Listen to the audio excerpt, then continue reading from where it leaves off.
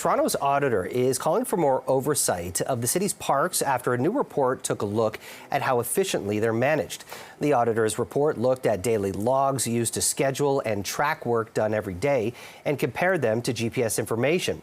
It found 46% of the logs show crews didn't stop at one or more park locations. In 87% of the daily logs, there's no way to know whether any work was done. Well, 3/4 of the logs had inaccurate in and out times, and 86% showed city vehicles at locations that weren't work related.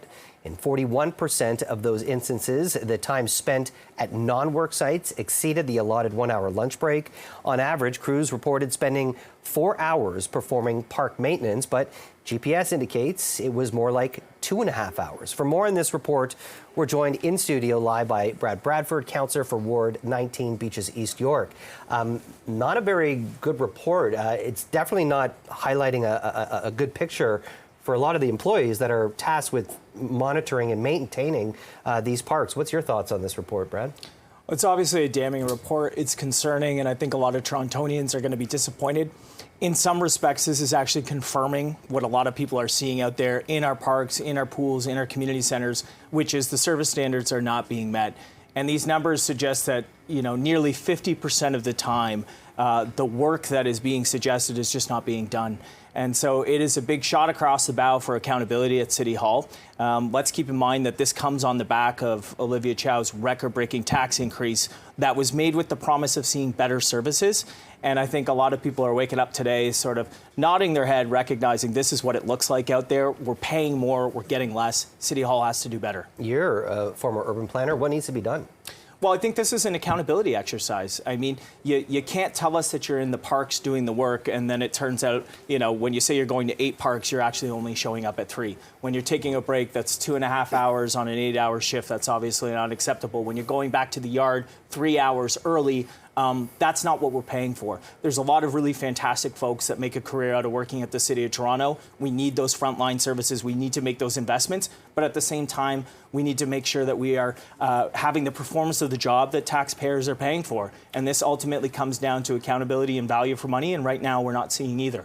I agree with my friend John Moore earlier on his show today. And he really kind of highlighted when you look at the decay of public parks in a city, it's reflective of a much bigger problem of how the city is also slowly decaying. I'm wondering if you agree with that statement, and I'm also wondering if you think some of these workers are being challenged by that they're not being able to do their jobs because of these encampments, and that for a lot of people they don't feel safe, whether you're a resident or a public worker walking through these parks. What's your take on that? It's very difficult. I mean, encampments are some of the most visible form of decline in the City of Toronto, and it's no secret that, with Mayor Chow's administration, those encampments have doubled.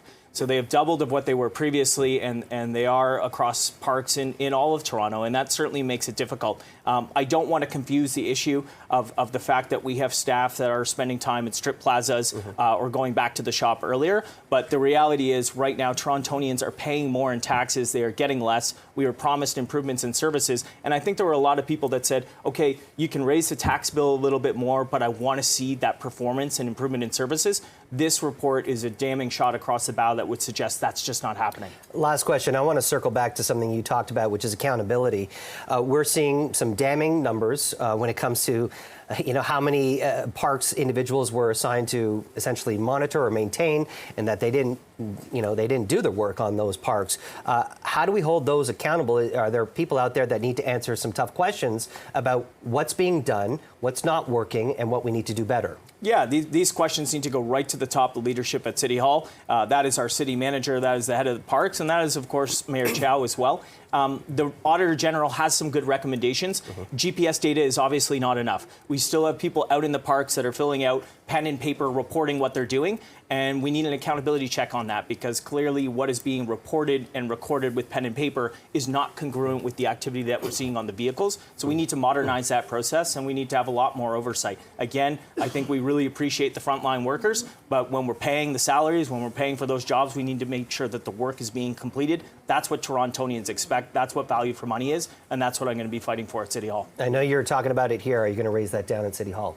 Absolutely. This is going to be a top topic of discussion, I think, at Council this week. And that's my job in terms of ensuring that we have accountability at City Hall, is pushing the bureaucracy, pushing the mayor, and making sure that we're achieving value for money for taxpayers. City Councilor Brad Bradford, appreciate your time. Thanks for coming into the studio. Thanks, Jamie.